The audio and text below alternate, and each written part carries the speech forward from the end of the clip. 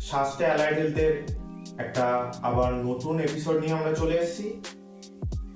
আমরা জানি যে অনেকদিন হলো আমাদের প্রথম এপিসোডটা আসা, তারপরে কোনো ব্রডকাস্টের এপিসোড আসেনি। সেক্ষেত্রে আমরা দুঃখিত, কিন্তু আমাদের সকল কর্মসূচি সেরে আমরা আবার আমাদের সেই স্বাস্থ্য অ্যালাইড হেলথ ব্রডকাস্ট নিয়ে চলে এসেছি আপনাদের সামনে।